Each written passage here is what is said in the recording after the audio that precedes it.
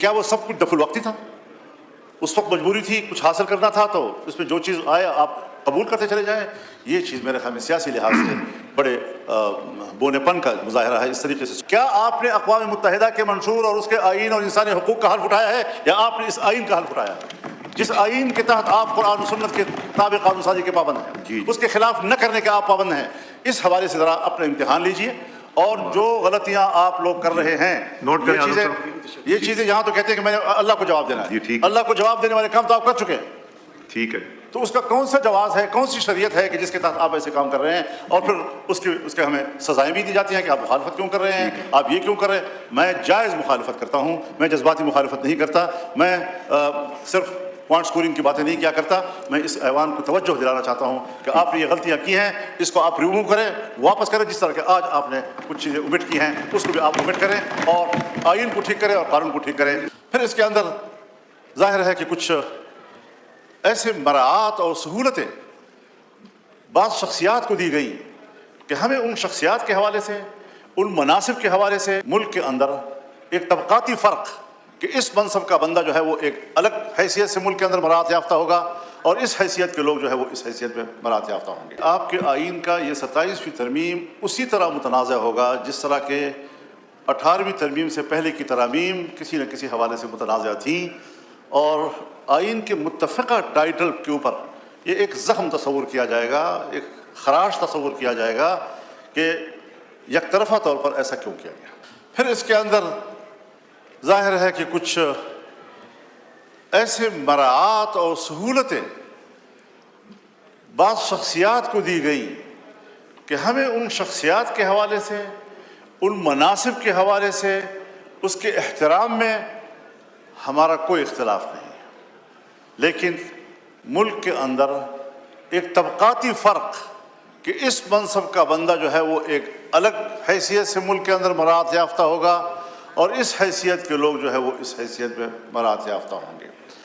तो जनाब स्पीकर, ये पहलू उसको मद्देनज़र रखना चाहिए कि कौम में उसको पजीराई नहीं मिल रही है, और लोग तंज़ मज़ाह भी करते हैं, इख्तिलाफ़ राय भी करते हैं कि हमें शख्सियात से भी झगड़ा नहीं है, हमें उनके मनसब से भी झगड़ा नहीं है, लेकिन ऐसे मराआत किसी को देना ये शायद खिदमात का सिला नहीं है, बल्कि ये एक मुस्तकिल तबक़ाती फ़र्क का और इम्तियाज़ का मसला है। जनाब वाला, कानून साज़ी 26वीं तरमीम में भी हुई,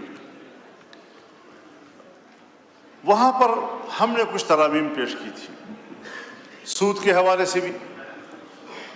इसी तरीके से हमने शरई अदालत को ताकतवर बनाने का आईनी रास्ता इख्तियार किया। हमने इस्लामी नज़रियाती कौंसिल के सिफारिशात को डिबेट के लिए पार्लियामान में पेश करने का दस्तूरी हक़ हासिल किया। 1 साल से ज़्यादा अरसा गुज़रने के बावजूद इस वक्त तक इस्लामी नज़रियाती कौंसिल की एक सिफारिश भी डिबेट के लिए पेश नहीं हो सकी। इसका माना यह है कि क्या वो सब कुछ दफुल वक्ती था? उस वक्त मजबूरी थी, कुछ हासिल करना था तो इसमें जो चीज़ आए आप कबूल करते चले जाएं। ये चीज़ मेरे ख्याल में सियासी लिहाज से बड़े बोनेपन का मुजाहरा है। इस तरीके से सोचना कि बस ठीक है, डंग टपाओ और बात मानो, और आगे फिर उसके बाद जी एक कानून बना दीनी मदारस के हवाले से और सोसाइटी एक्ट के तहत रजिस्ट्रेशन के हवाले से। दूसरा, अभी तक उस हवाले से कोई रजिस्ट्रेशन नहीं हो रही, बल्कि ये सब गवाह हैं, पूरा ऐवान गवाह है कि जब कानून पास हुआ तो कानून में ये ड्राफ्टिंग हमने नहीं की थी, ये ड्राफ्टिंग गवर्नमेंट ने की थी। आज़म तारड़ साहब की तरफ से ये कानून आया था, और उसमें सिर्फ उन मदारस का जिक्र था कि जो 1860 की सोसाइटी एक्ट के तहत रजिस्टर होना चाहते हैं। लेकिन कुछ और तंजीमें थी कि जो वज़ारत तालीम के तहत एक जो डायरेक्टरेट है उसमें उसको ज़िम्नन एक इख्तियार दिया गया। आज हमारे डिप्टी कमिश्नर्स, हमारे इंतज़ामिया, ख़ास तौर पर पंजाब में उलमाए किराम के हाथ मरोड़ कर उन्हें कहते हैं कि आपने वज़ारत तालीम के तहत जाना है, हालांकि वो चीख कर कहता है कि नहीं। और फिर अगर वहाँ जाता है तो फिर मदरसा भी ठीक है, फिर रजिस्ट्रेशन भी हो जाती है, फिर अकाउंट भी खुल जाते हैं, और अगर दूसरी साइड पर रजिस्ट्रेशन कराना चाहता है तो उसके लिए रुकावटें पैदा की जाती हैं। मौलाना साहब इजाज़त दीजिए ताकि एजेंडा काफ़ी है, मैं मेरे से कुछ ज़्यादा देर बैठा नहीं जा रहा। मैं कुछ चीज़ें थोड़ी सी रिकॉर्ड पे रहना चाहता हूँ, लंबी चौड़ी में तकरीर करने का इरादा नहीं है। آج جو قانون سازیاں ہوئی ہیں اس حوالے سے ذرا آپ سوچیں بھی کہ اگر 18 سال سے کم عمر کو آپ آئین کے مطابق یا قانون کے مطابق اس کو بالغ تصور نہیں کرتے تو معاشرے میں کتنی پیچیدگیاں آتی ہیں. اور آپ نے 18 سال سے پہلے کے نکاح کو، شرعی نکاح کو، اس کو جنسی زیادتی سے تعبیر کیا ہے. آپ نے اس کی سزا زنا بالجبر کی تجویز کی ہے. آپ مجھے بتائیں کہ ایک طرف آپ ان کو جنسی زیادتی بھی کہیں، ایک طرف آپ ان کو زنا بالجبر سے بھی تعبیر کریں، اور دوسری طرف آپ یہ بھی کہیں کہ اگر بچے پیدا ہو گئے تو وہ جائز ہوں گے اور اس کی کفارت صاحب ایجنڈا بہت بڑا ہے، پلیز تو ایک تو یہ مہربانی کیجیے وائنڈ اپ کر لیں. دوسری چیزیں جو ٹرانسجینڈر کے حوالے سے ہیں، حضرت یہ چیزیں اسلامی نظریاتی کونسل مسترد کر چکی ہے، جی شرعی عدالت مسترد کر چکی ہے. جب ہمارے وہ ادارے جس کی حیثیت یا عدالت کی ہے یا ہمارا آئینی ادارہ جو سفارشات پیش کرتا ہے وہ سب اس پر متفق ہیں کہ اس قسم کے اقدامات جو ہیں وہ غیر شرعی ہیں، قرآن و سنت کے منافی ہیں. تو آپ نے اغراض و مقاصد میں لکھا ہے کہ یہ اقوام متحدہ کے منشور کا تقاضا ہے، ٹھیک ہے، یا ان کے مطالبات کا تقاضا ہے. کیا آپ نے اقوام متحدہ کے منشور اور اس کے آئین اور انسانی حقوق کا حلف اٹھایا ہے، یا آپ نے اس آئین کا حلف اٹھایا ہے جس آئین کے تحت آپ قرآن و سنت کے تابع قانون سازی کے پابند ہیں، اس کے خلاف نہ کرنے کے آپ پابند ہیں؟ اس حوالے سے ذرا اپنا امتحان لیجئے.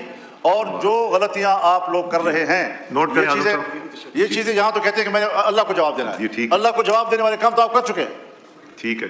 تو اس کا کون سا جواز ہے، کون سی شریعت ہے کہ جس کے تحت آپ ایسے کام کر رہے ہیں اور پھر اس کے ہمیں سزائیں بھی دی جاتی ہیں کہ آپ مخالفت کیوں کر رہے ہیں، آپ یہ کیوں کر رہے ہیں؟ میں جائز مخالفت کرتا ہوں، میں جذباتی مخالفت نہیں کرتا، میں صرف پوائنٹ سکورنگ کی باتیں نہیں کیا کرتا.